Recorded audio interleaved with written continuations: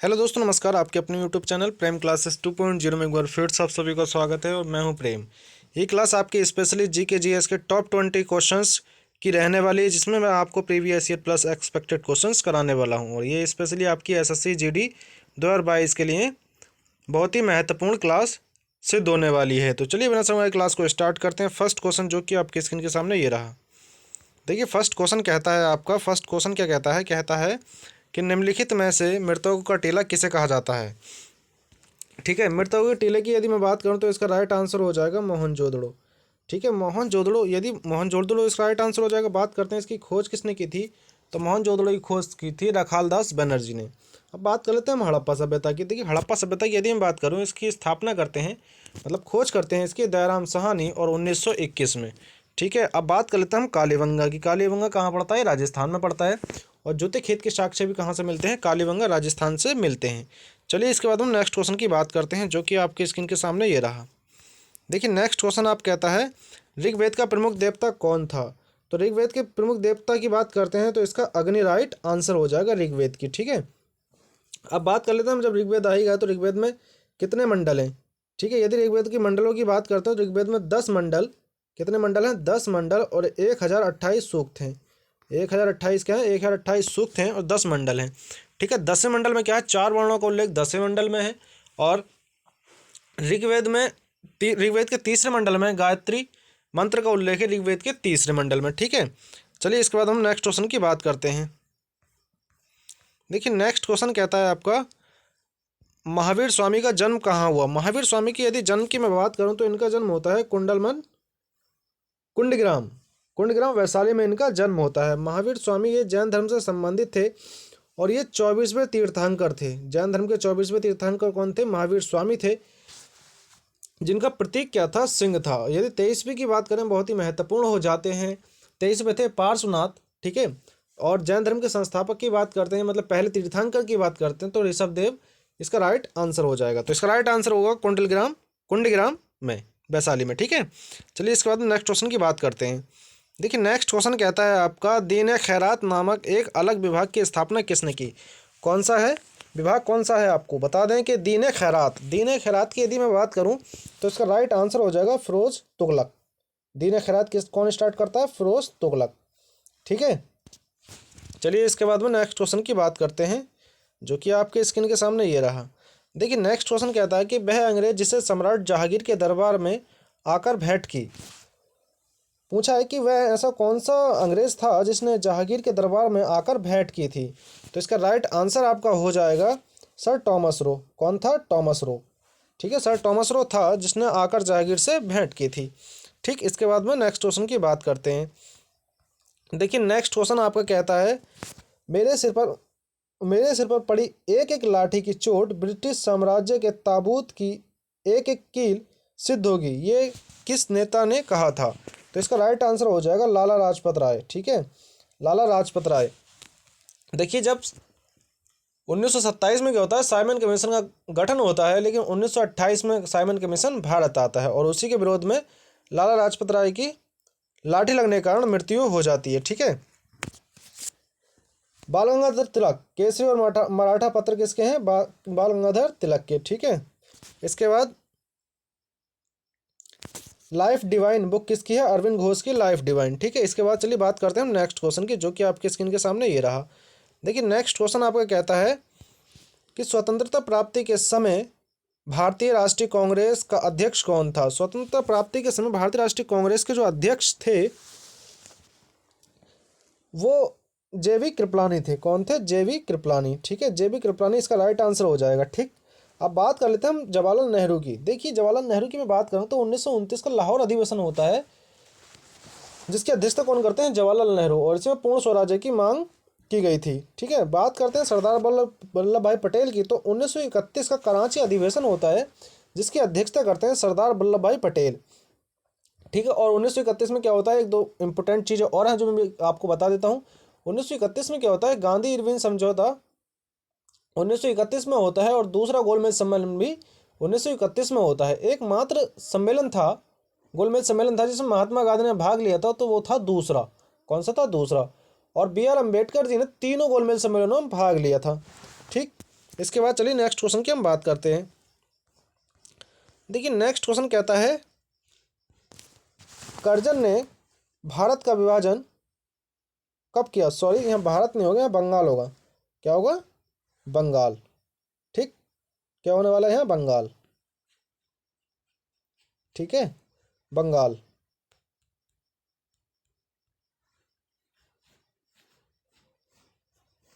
क्या होगा यहाँ? बंगाल। ठीक है, तो कर्जन, अब देखिए बात करते हैं कि बंगाल का विभाजन कब हुआ था।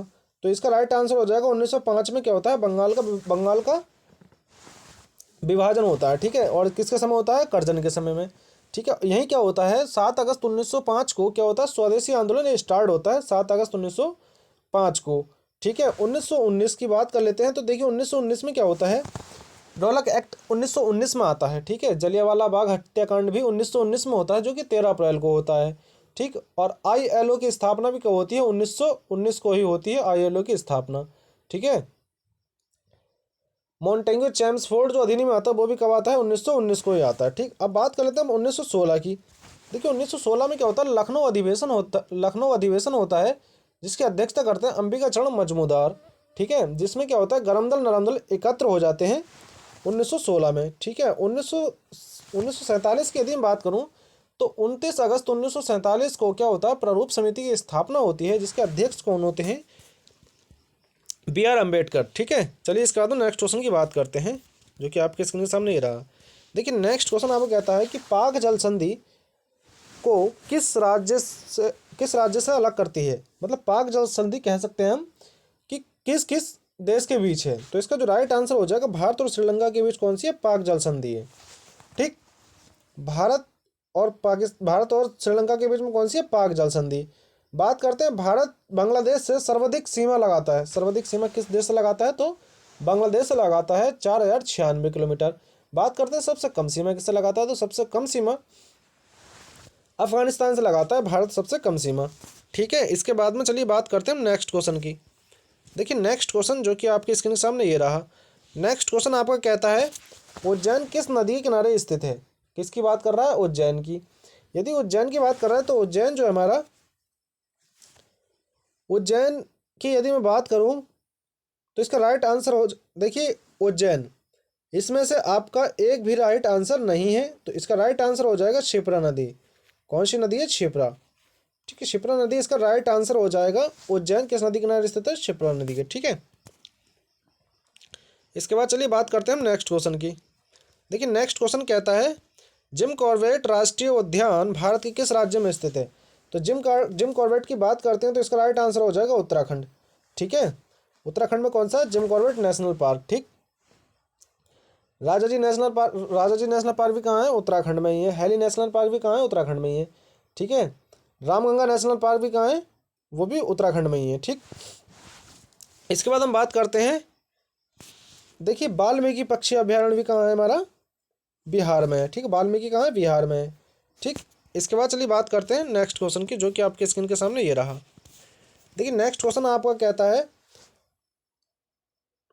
कौन से पर्वत ये एशिया को यूरोप से अलग करते हैं? तो एशिया को जो यूरोप से अलग करता है वो यूराल पर्वत होता है। कौन सा है? एशिया को यूरोप से अलग करने वाला कौन सा पर्वत है? यूराल पर्वत है एशिया को यूरोप से अलग करने वाला। ठीक है, चलिए इसके बाद में नेक्स्ट क्वेश्चन की बात करते हैं। देखिए नेक्स्ट क्वेश्चन कहता है, GST काउंसिल की अध्यक्षता कौन करता है? तो इसका राइट आंसर हो जाएगा वित्त मंत्री। और GST काउंसिल की यदि आर्टिकल की बात करते हैं तो 279A इसका आर्टिकल है GST काउंसिल का। ठीक है, GST जब आएगा तो उसकी बात कर लेते हैं। देखिए सुनिए ध्यान से, GST की स्थापना 1 जुलाई 2017 को होती है और विजय केलकर समिति की सिफारिश पर GST आती है। ठीक है, इसके बाद मैं बात करूं GST संग्रहालय कहाँ स्थापित किया जा रहा है? तो पणजी।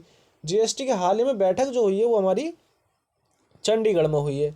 ठीक है, GST की बात करते हैं, संविधान संशोधन कौन सा है? तो GST से 101 बार संविधान संशोधन है GST से।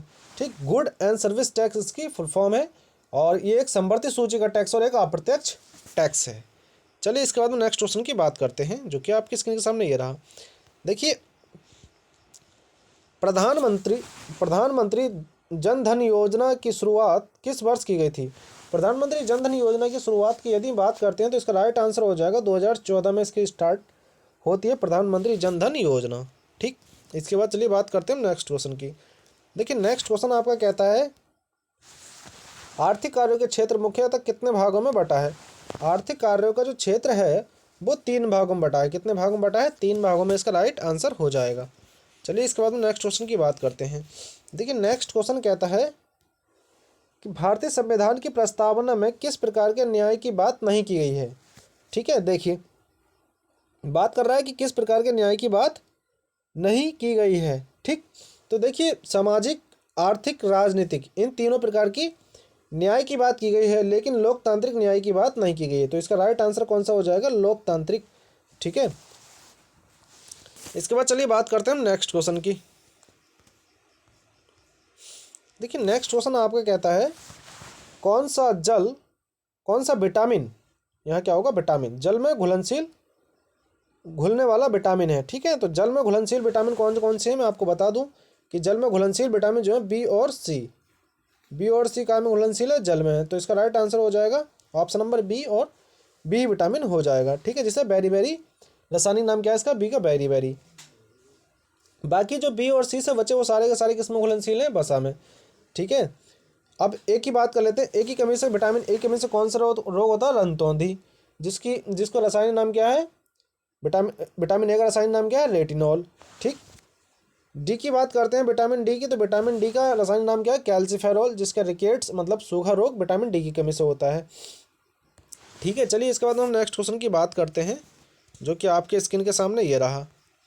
देखिए नेक्स्ट क्वेश्चन आपका कहता है, भारत में उच्च न्यायालय की मुख्य न्यायाधीश बनने वाली पहली महिला कौन थी। किसकी बात कर रहा है? ये हाई कोर्ट की बात कर रहा है। हाई कोर्ट में क्या कहा? हाई कोर्ट में कहा है कि पहली मुख्य महिला न्यायाधीश कौन थी। तो इसका राइट आंसर हो जाएगा लीला सेठ, इसकी पहली महिला मुख्य न्यायाधीश थी हाई कोर्ट की। ठीक है, अब ये फातिमा बीबी जो हैं ये सुप्रीम कोर्ट की पहली महिला न्यायाधीश है, ना कि मुख्य महिला न्यायाधीश।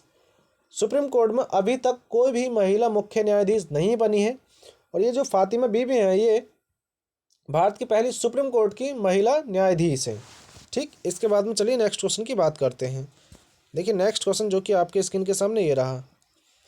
नेक्स्ट क्वेश्चन आपका कहता है कि चींटी के डंक में कौन सा अम्ल पाया जाता है। तो चींटी के डंक की यदि बात करते हैं तो इसमें कौन सा अम्ल पाया जाता है? ये हमारा पाया जाता है मैथेनोइक। मैथेनोइक अम्ल जो पाया जाता है वो चींटी के डंक में पाया जाता है। ठीक है, कौन सा अम्ल है? मैथेनोइक। ठीक, इसके बाद में चलिए बात करते हैं नेक्स्ट क्वेश्चन की। देखिए नेक्स्ट क्वेश्चन आपका कहता है कि अम्लराज के नाम से किसे जाना जाता है। देखिए अम्लराज की यदि हम बात करते हैं तो इसका राइट आंसर हो जाएगा ऑप्शन नंबर डी, जो कि H2 और SO4। H2SO4 को क्या कहा जाता है? अम्लराज कहा जाता है H2SO4 को। ठीक है, चलिए देखिए मैं आपको एक दो क्वेश्चन और बताता हूँ इससे संबंधित। देखिए ये जो खाली पेज ले लेते हैं, ठीक है, बात कर लेते हैं हम। देखिए जीएसटी की बात हम इस क्वेश्चन में कर चुके हैं। अब बात करते हैं हम संसद की। किसकी बात कर लेते हैं हम? बात कर लेते हैं हम संसद की। ठीक है, किसकी बात करते हैं हम? संसद की। देखिए संसद की यदि मैं बात करूं, किसकी बात करने वाले हैं हम? संसद की। देखिए संसद,